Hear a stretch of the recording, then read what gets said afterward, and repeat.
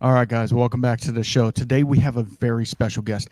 I know, I say that all the time, but we really do. We have Alex Driver with Compass Box. Yes, you heard it right, with Compass Box. And if this is your first time listening to this podcast, I don't know why it would be. We're all over the place. But if it is, what we like to do is like to talk to brands about whiskey and talk about all their things that they're doing. And Compass Box was gracious enough. Alex responded back to me and was gracious enough to come on here and talk to us. So without further ado, here's Alex. How's it going, brother?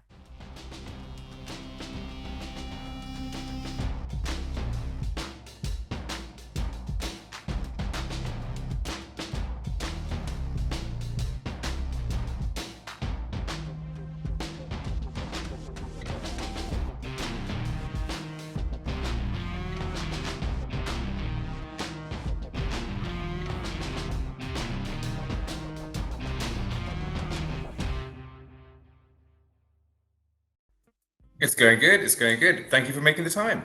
No problem. And I will let our listeners know it is early in the morning our time. We are doing some time traveling here, so we will not be partaking. I have some coffee here, so but I will say that I'm really excited to get into this. We've been chatting back and forth, and I'm really excited to get into the whole story of Compass Box. I know of Compass Box. Obviously, I don't live under a rock, but you guys are, well, I'm going to let you start. Where did how did you get involved in Compass Box?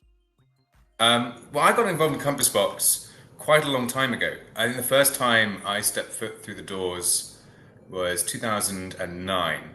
I Oh, was sort wow. of between universities. I was sort of helping out, doing a bit of admin work, and I've always been in touch. And so when I started working for Compass Box properly, it was back in 2019. So 10 years later, we used to have a program called The Circle. Hmm. It's sort of our bartender competition. Unlike other bartender competitions, the prize was to make a blended whiskey with us. So have your name on a bottle. So kind of a cool thing. So I came in, helped out. I just recently stopped doing my own kind of business and then didn't stop working here. And sort of from there, lockdown happened, continued working, kind of helping out on the marketing side, and ended up kind of in my current role, which is insights and education. All right, awesome. That's a pretty cool story. So you did marketing beforehand? Is that what you said? So yeah, so before Compass Box, so I started a business, and then before that, worked in other kind of smaller marketing firms. Okay. So came in helping out with sort of marketing for the show, and then from there, helping out the marketing department, and then moved that further into kind of so insights is more about kind of consumer research, consumer Hmm. insights, and then from there we'll get into our portfolio a little bit, but sort of helping to decide kind of what questions we need to ask, what's going right, what's going wrong, and ultimately kind of how can we make the best whiskey that like talks to the most amount of people but keeping it authentically Compass Box. Absolutely, absolutely. And so for those of you who don't know and that live under a rock, Compass Box is a blending house. Is that correct? It is, yeah. Okay. So Okay. So kind of give us a little bit of the backstory of Compass Box for those who don't know that. I'll go back to the beginning. We were started in 2000, so we're kind of older than some people think, but we're also younger than, let's say, most Scotch whisky companies. Right. Founded by John Glazer. He was a former executive at a very large blended Scotch whisky company. And then from there, he kind of thought, well, maybe the world of Scotch whisky could be a bit more interesting. Hmm. Blended Scotch is quite, at the time, it's very traditional, large volumes. No one talked about the ingredients. No one talked about the components of the whiskies. Right. And so he had this idea to kind of have something which is smaller batch. You kind of have a couple of distilleries, maybe 2 to 5, and really highlight the kind of virtues of the individual components, but at the same time pushing forward the beauty that is blending, because actually you can achieve so much with adding in these different layers, kind of the complexity as well as the balance, and you end up with kind of something that's very compelling. Over the last 24 years, we've been making a variety of different whiskies. Recently, I was going through our archive. I've got up to about 152 different whiskies, Good which is a Lord. lot. That's a lot. But always with that, yeah. And it, it's one of those things we've been doing since the beginning is bringing whiskies into the core collection, taking them out.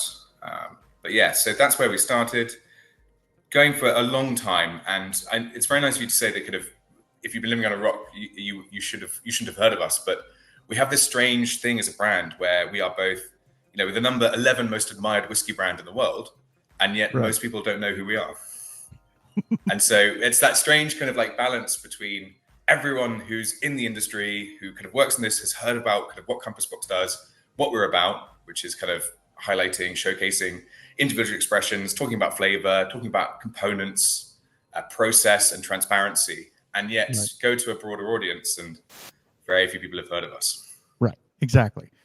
And so to me, that's super cool that like you guys are well known enough for, I call us the whiskey nerds to be like, yes, Compass Box, absolutely. And then the outer market is like, what? Who's Compass Box? And I mean, you coming from a marketing standpoint, I'm sure that is sometimes frustrating because you're like, we need to either, go big or go home on this. Is that not true?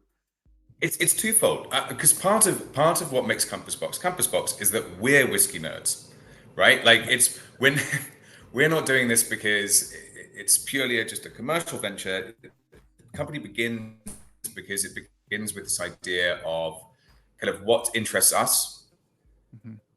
We can get into kind of how we make whiskey, but it's not just about kind of what's the current trend. And that sounds funny from someone who's the insights manager, right? To go, okay, but like it's not about following trends, finding what's popular. In a weird sense, a lot of what I'm trying to do is to look at what is everyone else is doing and then make sure we don't do that. Yes. And so for us, because we're passionate, we're really interested in what's going on in the whiskey industry. A lot of the whiskeys we make are kind of category commentaries. This is some of our most famous ones from the past. Like, have you ever heard of 3-Year-Old Deluxe? No. So this is a funny thing. We've been in trouble in the past as Compass Box with SWA, Scotch Whisky Association. Mm-hmm. We often do things which apparently kind of you're not meant to do. We used to list the ingredients on the back labels with the ages, and you can't put the age of a whiskey apart from the youngest component on the back label. We thought if you broke it down by percentage and exact distillery and exact age, that would be quite obvious that we're not trying to be deceptive. But right. Because we were told we couldn't do that anymore, we made a whiskey called 3-Year-Old Deluxe, which was, I think, 1% 3-year-old whiskey. The rest was about 30. And we said it's the best 3-year-old whiskey you'll ever drink. That's funny. Okay. I'm going to write that down. Yeah. So that's kind of always been part of our kind of DNA is looking at that, looking at the industry as a whole, looking at what's interesting at the moment, and then also trying to push those boundaries. I think one of our core statements is we want to make the world of Scotch whisky a more interesting place. Right. In a large part, and I think this is kind of cool, we can say as a brand, it has become a lot more interesting. The world has changed. The world of whiskey has changed since the early 2000s. And you see so many more interesting brands, cool brands. And so for us, it's quite nice to have been part of that. But it's also quite nice to continue to push the boundaries. Right. Absolutely. It becomes harder when you have more people around you, but that's exciting. Yeah, absolutely. Yeah, you want to make sure that you're still going towards your core audience, but yet branching out just enough to where you can get some more people in, and also making very interesting and cool blends and stuff like that. So what kind of separates you guys from some of the other blending houses that are out there? I think there's a few things that separate us. Number one, our labels. I happen to be in the blending room right now. This is our very nice new blending room in Richmond, in London.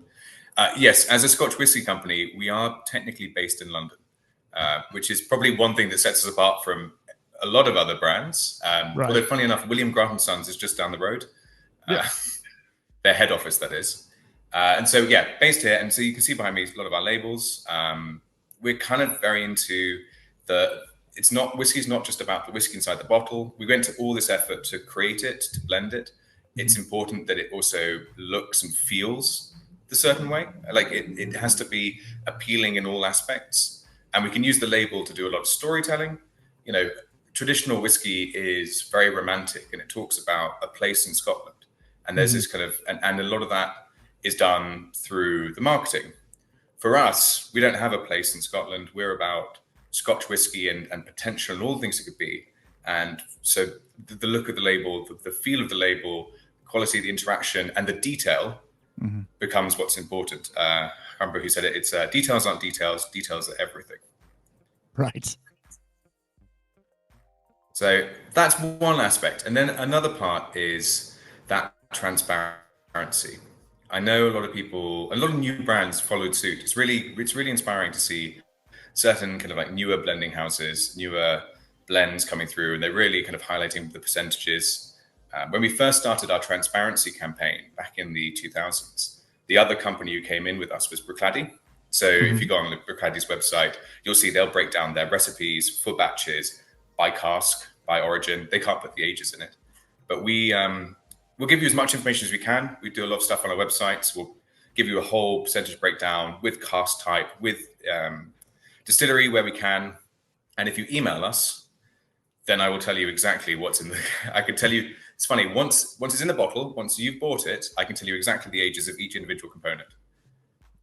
But it's only at that point. And it's not a workaround for the law. It's just, at that point, I'm not marketing anymore. Right, exactly. We've already, yeah. You've already purchased the bottle, so therefore there's no need to market it. You already have it in your hand.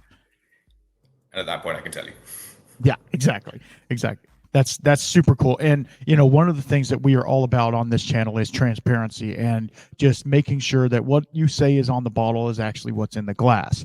And I feel like I've had multiple Compass boxes, obviously, in the past, and they are all very transparent in what they are. And like you said, if you go on the website, you can get even deeper into what's in the glass, because and I'm not poo-pooing these other people, but there is other people that are just getting random whiskeys and putting them together and calling them a unique blend or something like that. And that's not really what you guys are focusing on. You guys are focusing on accentuating aspects and, blending it all together to make a new whiskey, but yet it's accentuated by A, B, and C from these other whiskeys, taking 3 or 4 whatever whiskeys and turning them into a new thing. Is that correct? Absolutely. I think one of the interesting things that we can do with that is talk about how it's not a recipe. Even though we call it a recipe wheel, when we break down the composition of the whiskey into the different component distilleries, important it's the distillery, it's not the brand.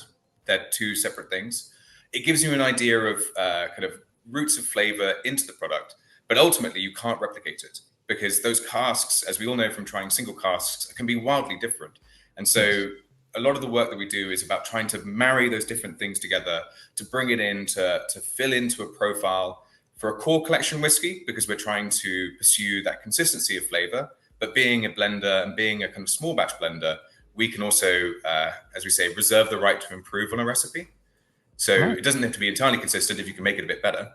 And then when we're looking at limited editions, which is the other half of the business, which again, behind me, these are a lot of the kind of bottles that we have. It's about pursuing an idea, a flavor, a thought, a piece of commentary. It's weird. Like, one of the whiskeys we made a few years ago is called Velikor. I'll give you, this is a kind of a breakdown into how we make whiskey very differently sometimes to other people. Velikor is a word from a website. It's called the Dictionary of Obscure Sorrows. And it's this guy who's trying to give words to things that don't have words. Okay. And so Velikor, to him, is the wistful nature and aroma of old bookshops. Yes. Velum, Ikor, and James, our director of whiskey making, funnily enough, loves old bookshops. And he loves that note, especially in kind of old whiskeys.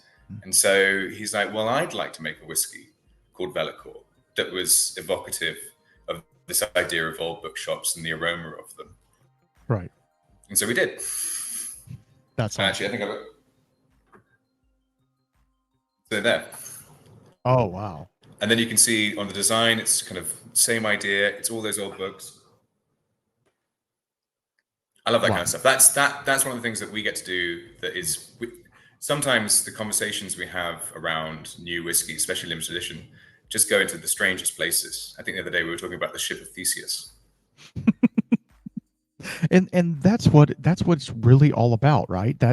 It's the whiskey has a story. It has its own story, and then you put a cool label on top of it, and it just opens it up to more and more and more. And when you pour a dram and sit down with somebody and have a conversation, and you could be talking about sports or politics. Don't talk about politics, but you could be talking about anything, and you can make it better because the whiskey gets invited into the conversation most of the time.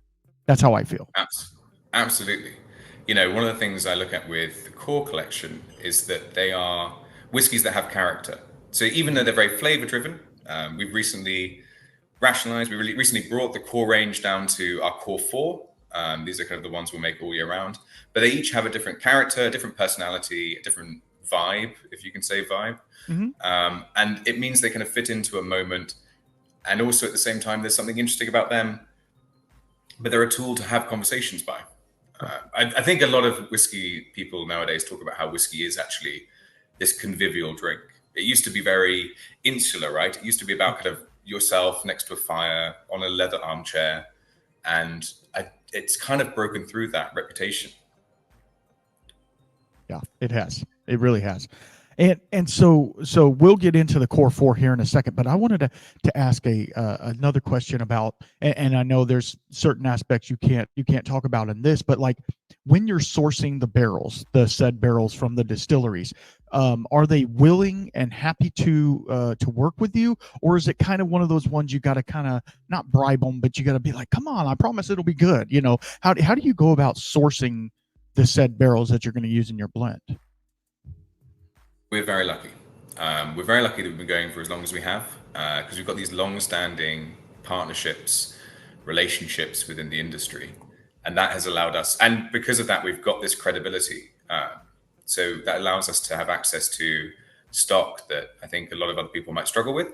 It depends on the time of year. So it depends on the current situation in the secondary market. I won't go too much into the whole cask supply, kind of how it all works. Quite frankly, because I'm not entirely sure exactly how it works sometimes. But I can talk about how, for us, these relationships, because we talk about the whiskey in a really positive way when it comes to us. It's not just an ingredient. We like to showcase it, highlight it. I think in some ways, we have a reputation for using a lot of Clynelish. We might be part of why people love Clynelish. Obviously, it's because Clynelish is so good. But yeah, so and stuff like that. It's like, so we have that kind of, people know that we're going to be good custodians of it. And so we're buying whiskey that we have available as aged stock and aging it further. We're buying whiskey as new make. So we've been doing that for a number of years. And that helps us to shore up supply and also be a bit more in control of our own destiny. So we can kind of forecast out and know that we're going to have certain whiskeys developing certain whiskey profiles that we're kind of going to have access to in the future. Right. And so it's a number of different ways, but it's never having to beg or bribe. Right. Absolutely. Because that's, obviously in business, the bottom line matters. And, there is some distilleries out there that think their product is better than others. And so they want more money for it or whatever. So if you can have a good long-standing relationship with your suppliers, it just makes it that much easier to create a good product in the end, because you're not already frustrated in the process because you had to spend twice as much on a barrel or whatever. It's starting off on a good foot, I guess. And then therefore all of that intention doesn't go into the bottle negatively, I guess, if that makes sense. Yeah. I mean, there is also this thing within Scotch especially, but I think it's all whiskies and maybe most spirits, is there's a sense of conviviality, of good relations within the industry. Right. It's, you see a lot of the cutthroatness maybe happens at more kind of like when you're further away from the product. But, if you go to Scotland and you go visit a distillery, everyone who works at distilleries, they're all friends. They all go to the same pub. Like Speyside's just full of people. And so there is a sense within it that there isn't hostility between companies. In fact, actually, there's that sense of like a rising tide carries all ships. And so it's quite nice. So oftentimes I find that some brands are very protective of their brand identity. That makes complete sense. And if that's part of what they want, that's how they want their whiskey to be known. It's not used in other blends. It's only used by one company. You kind of also understand that. And I think that kind of no one's setting out to do anything maliciously. And again, that's one of the things I love about Scotch in particular, but whiskey probably in general. Absolutely. Because once you go and get into bourbon, and I'm not saying the bourbon guys are doing this as well, but like it does get a little bit more competitive. They don't want to blend around with products. They want, hey, this is mine. This is Jim Beam. It's mine. It's always going to be mine. We're not outsourcing to people. There is, people that sell their stock, houses that will sell you barrels and stuff like that, but it's not, I hate to say it like this because I am in America and I want to make sure that I present that well, but at the same time it's like it is a little more like it's mine, I'm not letting you have it, whereas I feel in Scotland it's like, yes, we're all a big family, make it better if you can, please. Yeah, I mean, blending as its own thing is baked into the history of whiskey. Right. The idea of companies buying and selling. So, I mean, and when I say companies, I mean the big multinationals buying, selling Right. each other's stock, different distilleries buying each other's and selling each other's stock. It's like if you're making, and because all of them have their own blended whiskey, their own blended product. If you're trying to make a whiskey and you can't find the profile in your own stocks and reserves, then you'll have it from something you bought from someone else. And so you'll Right. have warehouses that are full of the most bizarre array of different casks. Sometimes we benefit from this because you'll have let's say a distillery manager's a warehouse manager's experiment where they've blended something and they put it into the back of a warehouse. No one has any idea what's in it. And so you have this one mysterious cask, and because we're so flavor based, we can be like, we'll take your mysterious cask and we'll do something with it. And they're like, but it's got no brand on it. It's got no name. We're not even particularly sure what's in it. It's like, it doesn't matter. It's delicious. We'll do something. Right. Right. But that kind of, so that's that sharing, and it's always been part of it. And the reason why I say blending is baked in is because blending is how Scotch started with blending, and then Right. even single malts, if we're being very clear about this, are blends. Right. They're just blends from one distillery. You'd have to go to a single cask, single release to find something that hasn't had a blender. Right. Exactly. I always find that amusing. That is amusing. Everybody thinks single malt, they're like, oh, it's just, no, it's a blend of like, 50, 100 barrels, whatever, it's not like it's one barrel. Now, if it was like you say, a single cask, that'd be one thing. But, and as like you were saying earlier, the flavor drift from barrel to barrel, going through that is obviously a thing. I know in Scotland, it is a little bit different. It is a little more cohesive. Like in America with bourbon, you can have 20 to 30% difference in a barrel. I know in Scotland it's a little bit less, but there still is definite flavor differences. So let's turn a little bit and get into the core four. These are the four bottles that you guys have on the shelf or ready to purchase at all times or during different times of the year. What are those, and kind of give us a little bit of background on each one if you can, if you have the time. I absolutely do. It'd be my pleasure. So we've got four.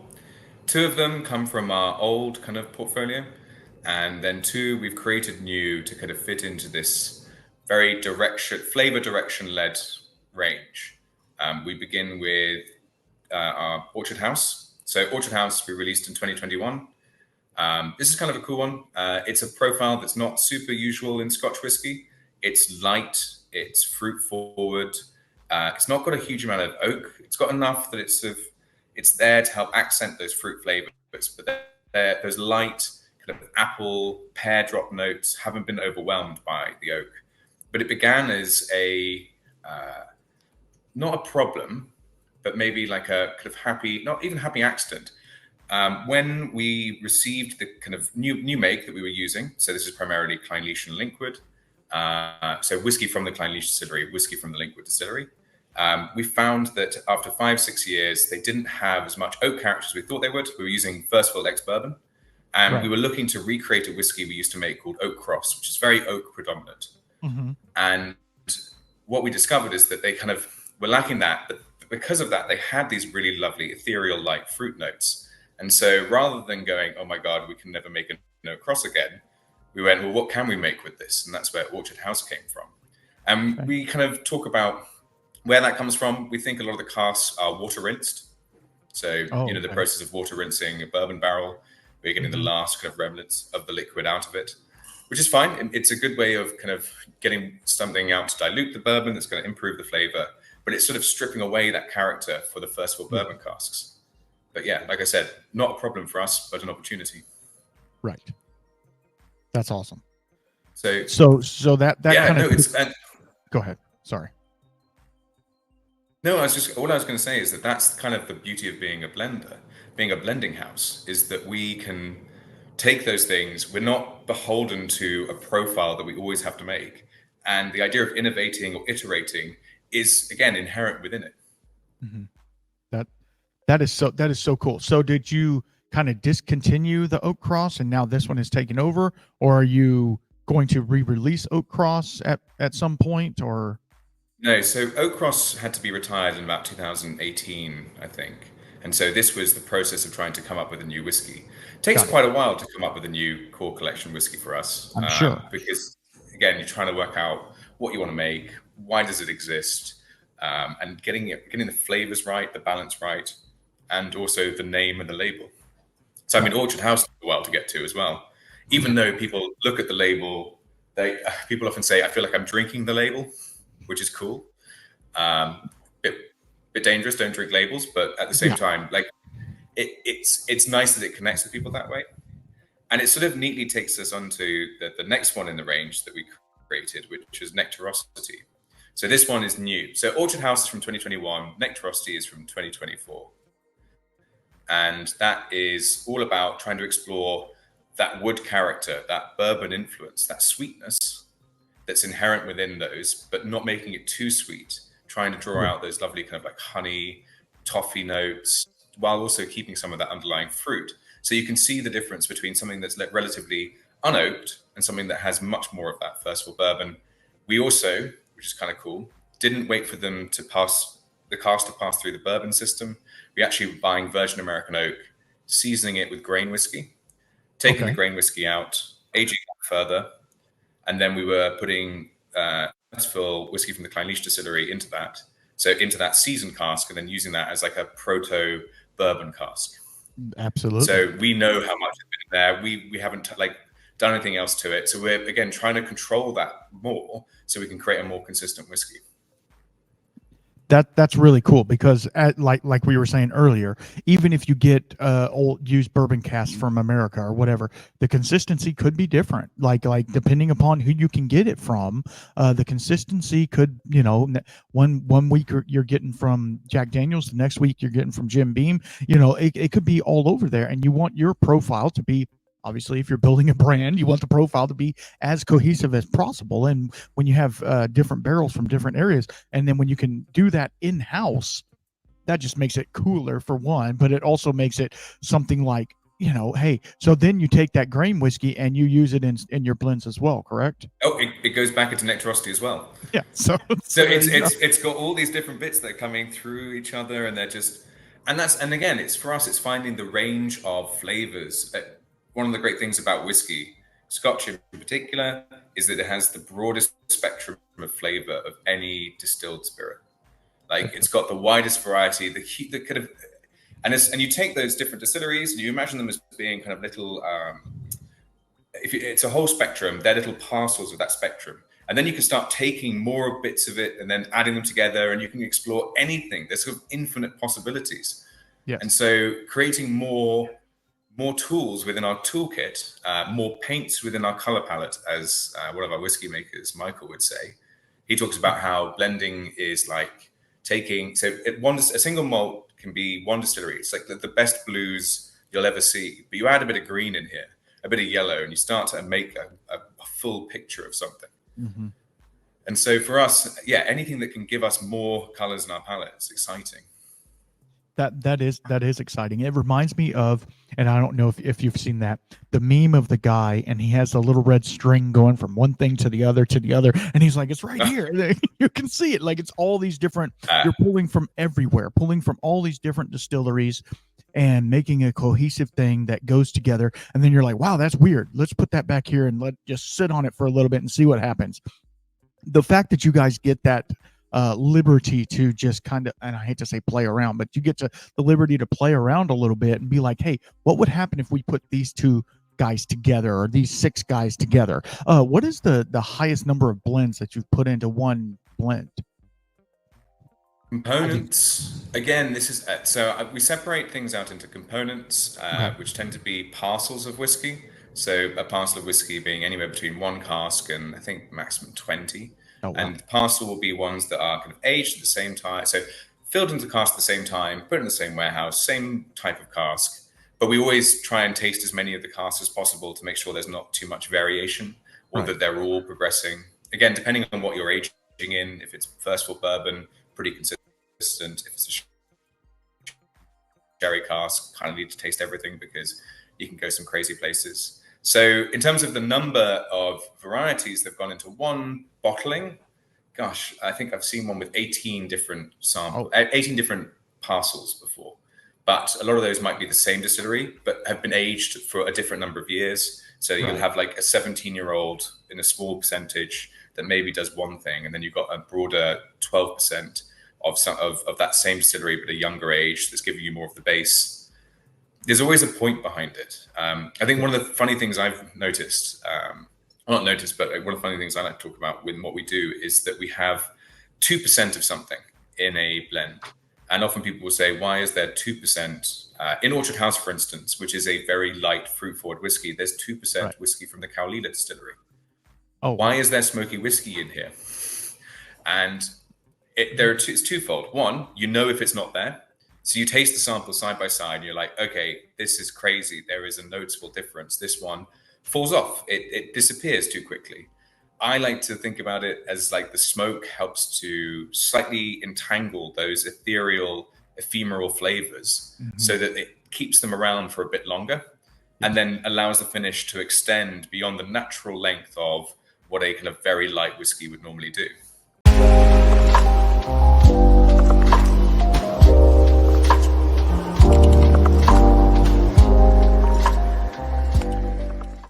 Guys, I know you are so deep into the Compass Box podcast that you're like, what is he doing? Why is he coming in the middle of this? But it's for a good reason, I promise. It really is. I wanted to talk about our sponsor, Hinterhoff Distilling. Now, this is the Calaveras cast strength single barrel reserve. That was hard to say. Sorry. This is a straight bourbon whiskey finished in wine barrels. This is a great bottle. It goes great in the old fashioned. Anyway, we're not here to talk about that bottle. We're here to talk about the brand. Hinterhoff, as you well know, they came on the podcast. They are out of Arnold, California. Yeah. And they are doing single malts, bourbons, cordials, gin, all the things, right? They are doing it all. They're trying to do it as best they can with the terroir and stuff like that. So that got me thinking. I like to do a lot of background on my sponsors when I have them come over. So one thing I did was I went to their malting house. They have a company that they're working for that's malting their grain, and that's called Admiral Malting. And they're out of Alameda, California. And they are California's first floor malting facility ever, since Prohibition, obviously. And they are California's first certified organic granary, whatever you call it. So that's super cool. So good stuff in, good stuff out, right? So what they are doing is they are giving that good grain to Hinterhoff to make good whiskey with. So why don't you go out and pick you up some? Go to hinterhoffdistilling.com. Tell them the shaman sends you. I don't know if it'll give you a perk or anything, but at least it'll make me feel good, right? No, but go over there and pick you up a bottle. I think the Warming Hut might have been sold out, which was their winter spirit. If it's not, pick you up a bottle of that because it's amazing as well. You heard about it on another podcast. But I want to thank Hinterhoff and Nate over there for helping us out and sponsoring us. And it's going to be a fun ride. Make sure you go to hinterhoffdistilling.com. Y'all be good. Right. That is so cool. And you don't have to put a lot. Just a little bit, just to give it a little bit of an edge. And everybody, when they think of smoky whiskey, I know we're going to get into some smoky bits here in a minute, but when you get into smoky whiskey, it tends to linger because those congeners are in that smokiness. So it just kind of sits on the palate for a long time. So think about, and I've encouraged people who listen to do their own blending at the house, putting 2 drops of something smoky in your glass. It will ride for a long time with that. And so it's really cool that even on a light, fruity, whiskey, you're putting a little bit of smoke in it, not enough to, it might not even be super detectable, but at the same time, it's there and it gives it backbone and it gives it a longer finish. That to me is super cool. Yeah, it gives it structure. It has a meaning. Everything that we do has a meaning. It very rarely, in fact, never do I know anything that we've done where we did it because it didn't add something to it. It's like, so talking about grain whiskey and nectarosity, to go back to that, people often look at blended scotches as being inferior. A lot of the whiskies I'll talk about here are blended malts, so we're just taking whiskey from single malt distilleries. Nectarosity is a blended scotch. It's only 30% grain whiskey, but the grain whiskey there is of a significant age. And also some of it's gone through this kind of virgin American oak system that we have. And it's not because we're trying to pad out the whiskey. It's because we're talking about something that's sweet and vibrant and kind of big. And grain whiskey in First World Bourbon and virgin American oak can do that for you. Yeah. And it can add a texture. It's got syrupy quality to it. And so suddenly it's not filler, it's a crucial component. Yes, absolutely. Absolutely. That is so cool, because a lot of people think, like you said, grain whiskey is subpar because everybody wants the single malts and stuff like that. But I don't know. There's something about a blended scotch that it's very cohesive. It's very easy to drink. It's very, I don't want to say the word smooth, but it's has a very nice palate on it. And it just, whereas some of the others are, they can get a little funky on you. I mean, I'm not going to lie, they can get a little funky. So let's move on to the third one that you had in the list. So that's the peat monster. We said we get to peat, and here we are. This is the oldest in our range, by the way. This one, technically, the first peat monster, which was originally called the Monster, it's from 2003. So it's one of the first whiskies we started with. It was a collaboration, what we call a bespoke. So bespoke whiskies are a third category outside of core and limited edition. That's where we work with a partner, someone we've been working with a very long time, or someone who shares similar values to us or is interested in things, and we'll make a whiskey either for them or with them. This was Park Avenue Liquor Store back in 2003, and John at the time was going back and forth with kind of the head of the company, and he was asking for more smoky whiskey, more peat, and so samples going back and forth across the pond. And finally, one arrives, and John read this note. He said, "This one's a monster," and it was. And that's where the monster started. And so from the monster, because for obvious legal reasons, you can't call a drink Monster. There's another brand out there that takes that name. We had the peat monster. And what's funny at the time is 2005, I think we released the first official The Peat Monster. It was super peaty. It was really intense. It was way, way more than what's going on in the market. Right. And since then, things have gone even crazier.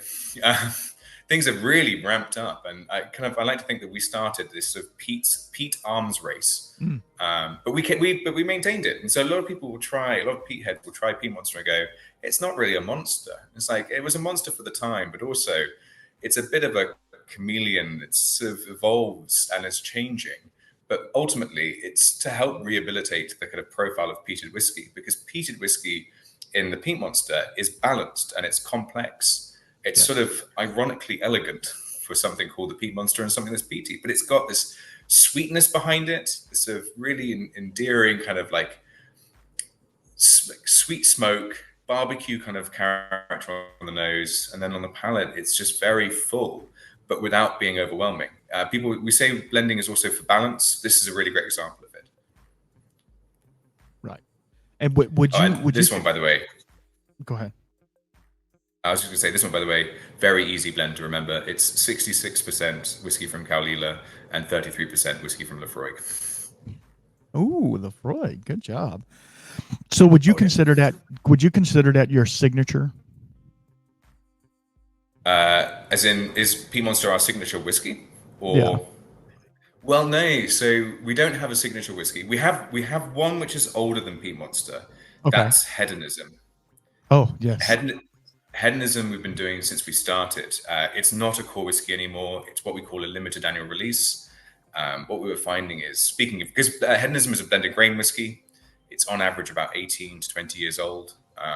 We were finding that it's increasingly hard to find the quality of grain whiskey in those ex-bourbon casks that made the kind of made the cut for hedonism. And so rather than get rid of it, which we normally do, so we've retired whiskies before in the past when we can't make it anymore, when it doesn't make any sense, or when it's a story that doesn't need to be told. But hedonism is something we'd always like to continue making. So what we've done is we've transitioned it to being once a year.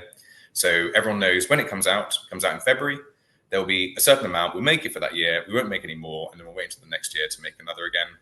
And because we're kind of doing this, we've typically trying to elevate the recipe a bit, so up an ABV a bit for time. So potentially we'll look at older age statements. We'll look at kind of the last of, in Hedonism 2024 is the last of our Cameron Bridge in 1990s stock. So that's almost entirely wheat based. Okay. And so it's driving a lot of this kind of, and so there's very little you know about mash bill in Scotch. It's not really talked about because we were, like, some of us were around at that time. You kind of do know what they were doing. And so we also are then working with a different artist every year to do the label, talking about how labels are really cool. This is a crazy fact. Hedonism was the first ever woman to appear on the label of a Scotch whiskey in 2000. Wow, that's awesome. There've been a lot of men. There've been a lot of men in kilts. And so because of that, each year we're getting a different female artist to do kind of her interpretation of the hedonism woman and what she means to them. So next one's coming out 2025, February. There's pictures out on the internet already because of TTB, as always. That's a whole separate conversation, but it's always funny how we can't ever release anything perfectly because there's always going to be someone finding it. But I also quite like that. It's almost like an Easter egg hunt. But we're just excited to see how people respond to that. So that's the unofficial fifth whiskey in our core four. Okay, so what was the fourth one after Peat Monster then? Fourth one is Crimson Casks. So this is another new one for 2024. Crimson Casks is sort of the pinnacle of the range. It's all about red wine and sherry casks. So what's funny about this is people ask me about where the name comes from. It's because everyone talks about cask finishing. It's all like oak cask, triple cask, whatever. Crimson Casks is evocative. It's the idea that crimson is about both drama and also the color crimson, which they are in themselves. And so you're able to kind of like play into this idea of the dramatic, the intensity, as well as telling people what it's going to probably taste like, which I always think is like a fun thing to do. And for people who know Compass Box, they'll recognize that we don't have two whiskeys that we used to have. Spice Tree, we made the last one last year. So I think it was September 2023. Similar thing with the Story of the Spaniard. So that had been around less time. Spice Tree had been around forever. It's one of the first whiskeys we got in trouble with the SWA with. But rather than retire them and kind of not do something with that, we brought the best of both, because Spice Tree was rich, intense, and spicy, and Story of the Spaniard was rich, intense, and sherried. And so why not bring that spice? There's still some components that are from what we call a Highland malt blend in Crimson Casks, and then also that kind of like idea of sherry and red wine to kind of bring about something that was more intense, more big, but crucially not a sherry bomb. It's layered, it's structured, it's got depth. Awesome. That was awesome. That one to me sounds really cool. I don't think I've seen that one in store yet, but being in Podunk where I'm at, it's you're gonna have to go to the bigger city, I guess, to find it. But that one is really interesting because, as you well know, everybody's getting it, which Scotch has been cast finishing for forever, but now it's coming over to America. And everybody's finishing their bourbons and stuff and blah, blah, blah. And so people are getting more and more into cast finishing. And it's really cool that you guys are just kind of leaning into that. And I'm sure it's going to have a cool label on it and all the things that go with it. Is it a blended malt or a blended Scotch? Blended malt. Okay. And I think what's funny for us, because I agree, everyone has been cask finishing. And almost there is this idea that like you put whiskey into a sherry cask, any sherry cask, and suddenly you can charge more for it. And so not wanting it to be that, because that's not how we do business. That's not how we make whiskey. It had to add extra complexity, extra depth to it. We work with an amazing warehouse in Jerez, Miguel Martin, who I think a lot of people could have worked with, but we're able to control the aging process for those casks. I'm sure most of the audience will know this, but there's no such thing as a sherry cask anymore. It's all sherry seasoned. Yeah, sherry seasoned. But sherry seasoning is not actually a problem. It's sort of the solution to the thing.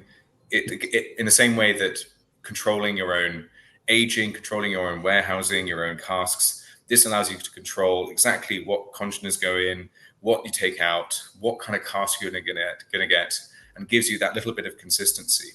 Some people will say that takes away the romance of old bottles where you got no idea what's going to happen, and you can find these absolute miracles.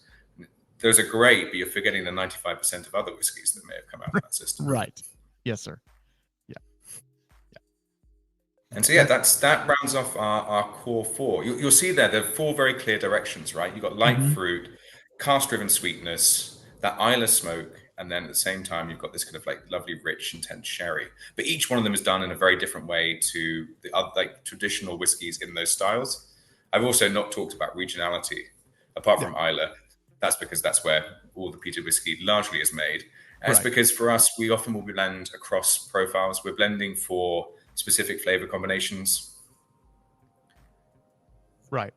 So do you have a release that is only only Highland or only Lowland or anything like that? Do you do releases like that are just blends of certain regions?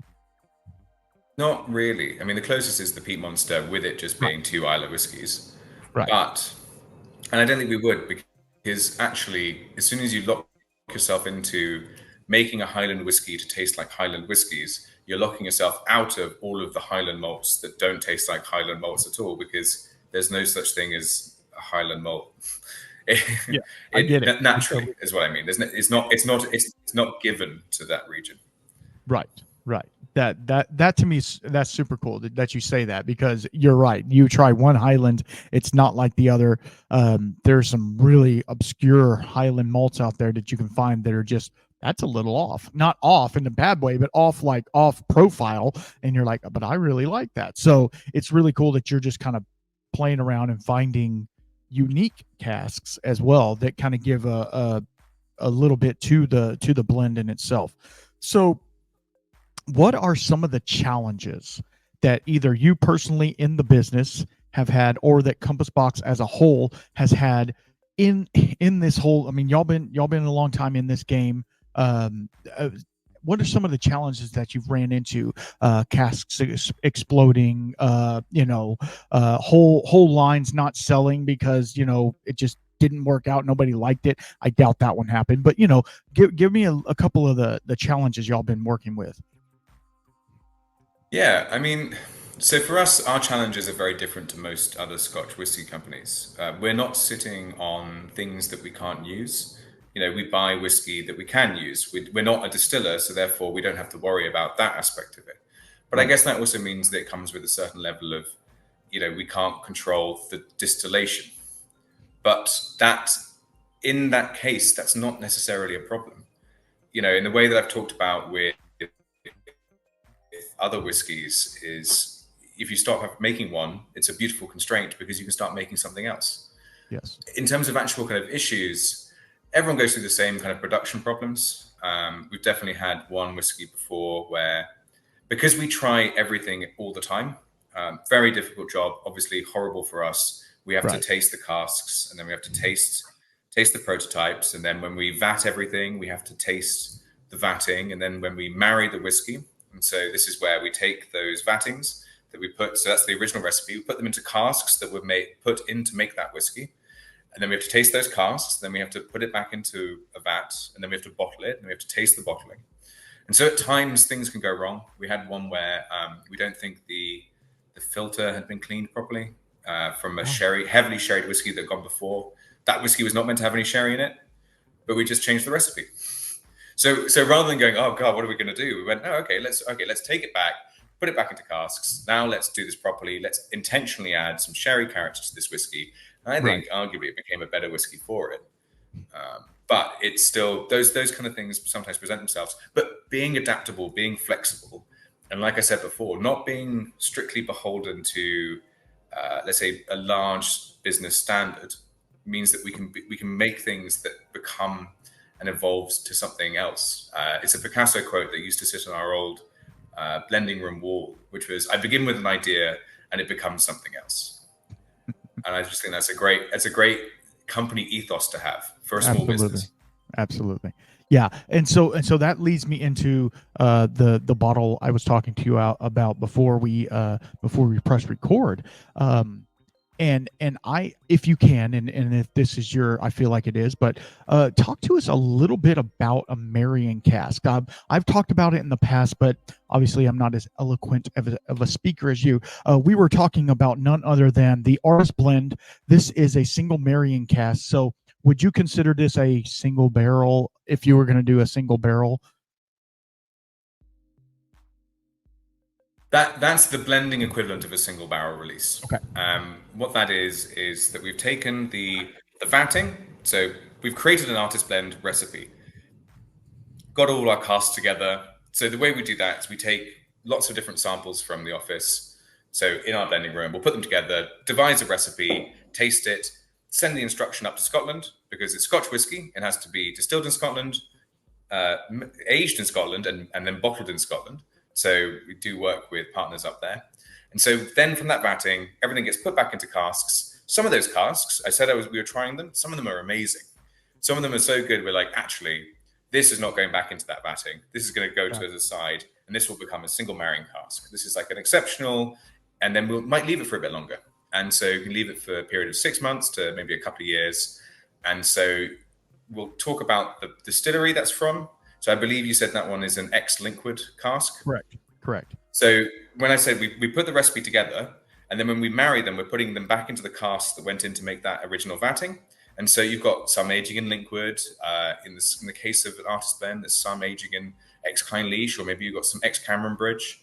And so they're going to age in different ways. And then over time, they're going to develop even more different characters. And so from there, we give the opportunity for certain accounts to maybe purchase one. And then you can use that to kind of higher ABV to discuss not only the inherent artist blend. I like to put it next to the kind of base character of the whiskey. You can see what a bit of aging in something as innocuous as a liquid cask. Right. Liquid is a very clean, very clear, kind of fruit-forward spirit, but it changes it so much. It's again, we talk about the variety of flavors, exploring that spectrum. It's another point along that trail. Yes. Yeah. And I've, like I said, I've dipped into this bottle a little bit.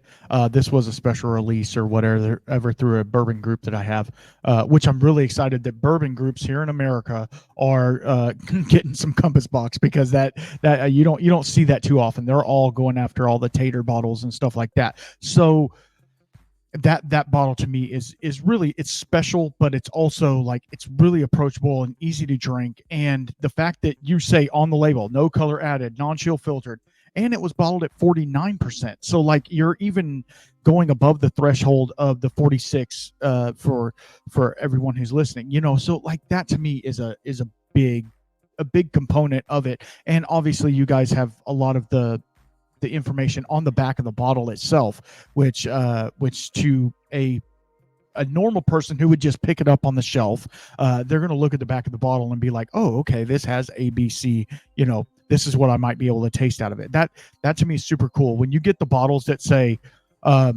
this is a heritage brand from a heritage company that's been around for 3 years, like that gets a little chinchy sometimes.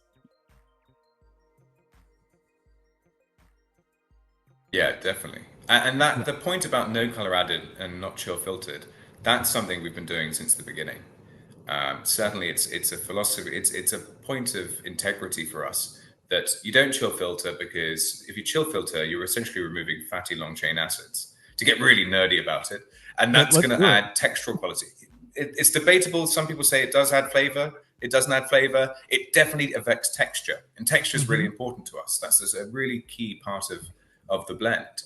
And then the no color added just seems obvious. It's madness that in a process where you can only add two things to a whiskey once it's in its bottling phase, water for dilution and caramel E150A food coloring, one of those things is not like the other. Yes, yes, you're right. And it does not, again, it does not affect anything other than the eyes, right? You're looking at it, you look at it and you say it looks darker, therefore it must be better, or it must be older, or it must be this.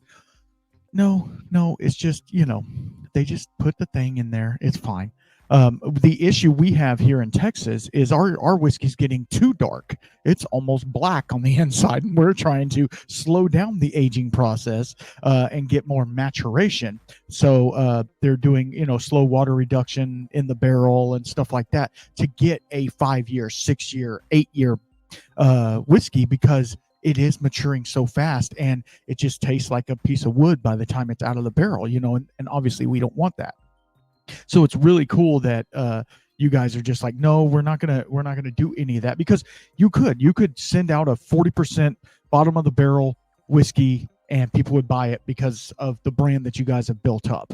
But you don't. You decide, hey, we're gonna do it the right way. We have to put, our name is on this, so we want it to be the best product we can put out there, and that to me is really cool. So I have a couple more questions, but what I saw, you have a bunch of bottles on the back shelf. What is one of the, and I know pricing is all over the place, but what is one of the most expensive, or the rarest bottles that you guys have released? So it depends. If we mean in recent times, because there's a difference between what we put it as in terms of the cost and what the secondary market maybe values it at. So yes. We kind of, the most expensive whiskey we've ever released in terms of actual kind of like cost was Tobias the Angel. That was a very simple blend. It was just whiskey from Caolila, the Cali distillery, whiskey from the Clynelish distillery at, I believe, 27 and 34 years old. Why did we do that? Because we love those whiskeys and they are great individually and they are incredible together. But in terms of the rarest or the most expensive, we are famous for one whiskey in particular in the secondary market, and that's the General. Mm-hmm. The General is one of those funny whiskeys where it uses, I was talking about those casks that are at the back of a warehouse that no one's got any idea what's in them. It used a few of those, and there's that initial kind of like kind of trepidation, a little bit of kind of people going, hey, what is this? What is this all about? And then I think people started opening them up and going, wow, this is, wow. And they went very quickly, and now they fetch quite a significant amount more in the secondary market than we ever charged for it. Wow. Yeah, no, I mean, it sounds amazing. I've seen it once, but yeah, you don't see those ones too often for sure. So let's talk about upcoming releases. Do you have any like special releases? Because I know you do special releases. Do you have any of those coming up? Yeah, we have one that's going to be launched in a week. Oh wow, perfect. So I could talk a little bit about it. Okay.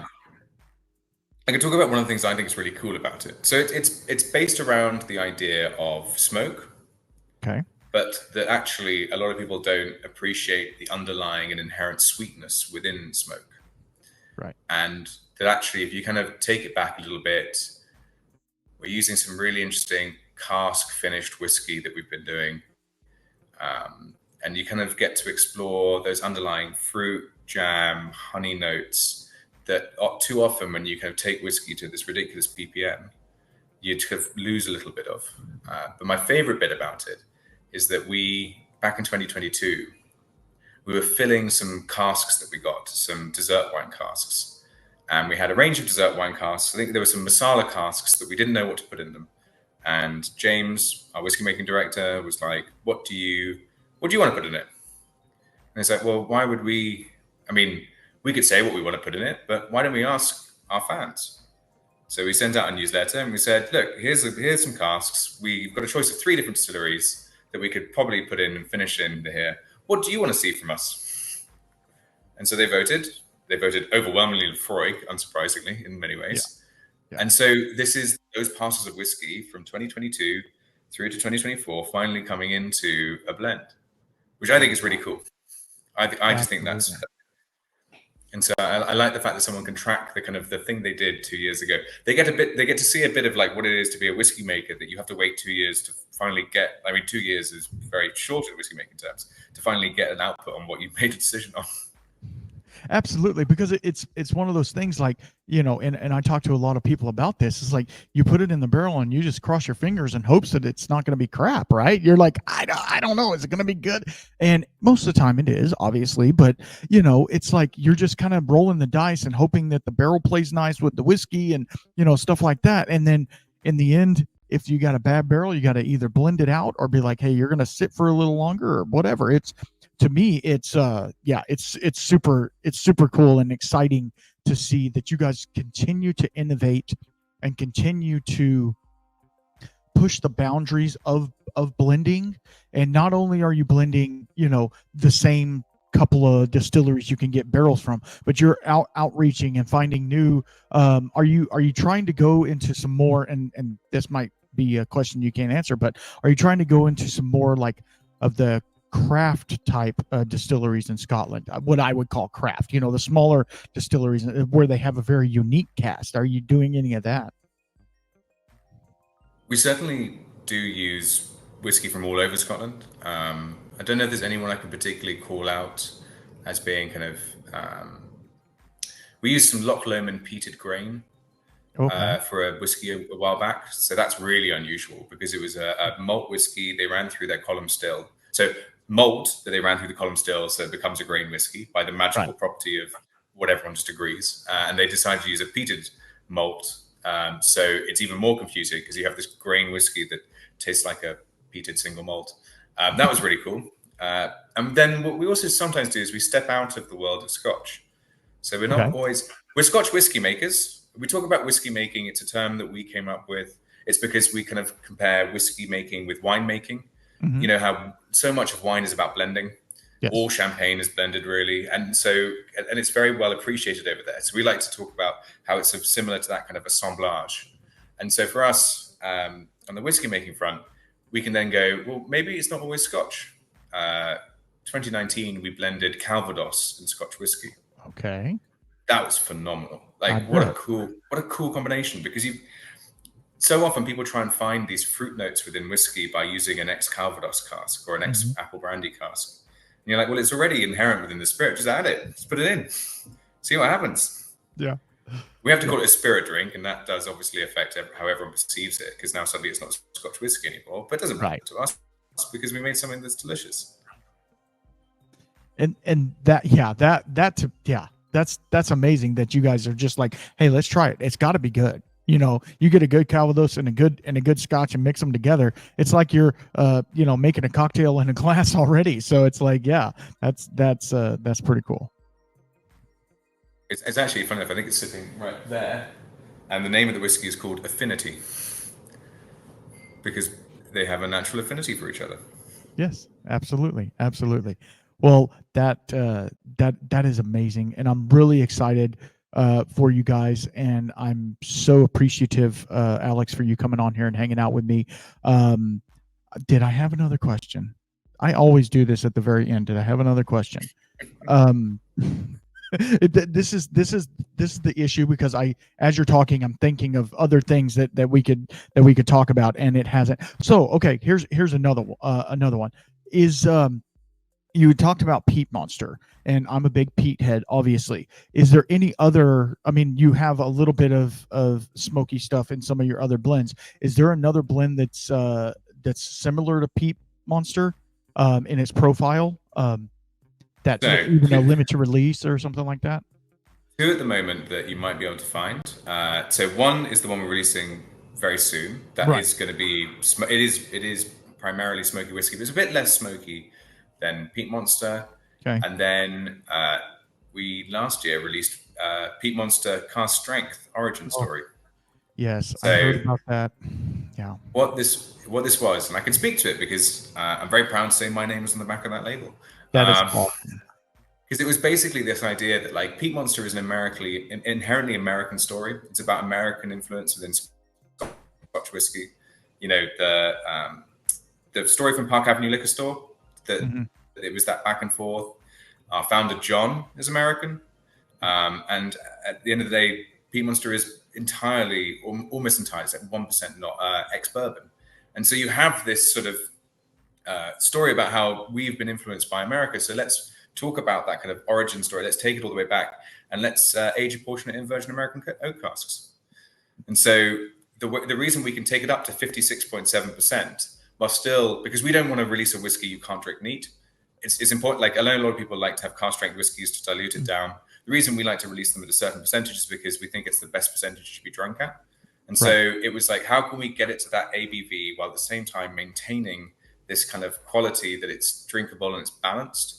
And by finishing it in virgin American oak, I think about 60% of the recipe, you end up where that takes away some of the harshness. It gives it a bit more of that soft character.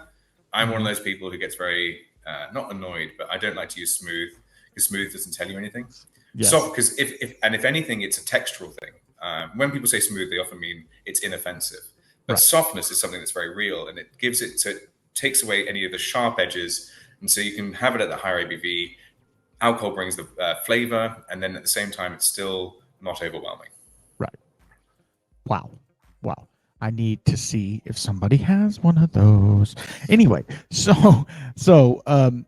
yeah, that's amazing. So I really appreciate you coming on here, Alex. And before we go, why don't you let everybody know where they can find you and the brand, if you want them to, and your website and stuff like that. Yeah, so our website, compassboxwhiskey.com. Our socials, just search Compass Box. We will certainly be the first one. And then if you need to get a hold of anything of us, but specifically me, hello@compassboxwhiskey.com. I'm always here to answer any questions. It's one of the things that I really enjoy doing. I think a lot of times you'll find the hello at is manned by someone sort of very kind of far away from the business who's not particularly involved. No, it's me. I answer all the questions. We're a very small company. We've got like 27, 28 employees. So we all have to take on responsibilities that may seem to fit outside of your role. But for this one, I like it because it means that I can directly answer the questions that would normally come to me anyway. So let's just cut out the middleman. That's awesome. That's awesome. And I will tell you guys, he does respond back, and I appreciate you for I appreciate you for responding back to me, because this has been a hell of a time, and I appreciate all the stuff that you guys are doing. Y'all get out there, find you some Compass Box. It doesn't matter which one you get. Find one, try it. You're gonna love it. I guarantee you. I will have all of their stuff in the description down below, as always. And make sure you're following everything I'm doing, which you probably already are if you're listening to this. So I stick on, Alex. I want to talk to you for a second after, and y'all be good. Make sure you drink water. I know. Don't tell me what to do. I get it, but drink water. And until next time, keep your spirits up.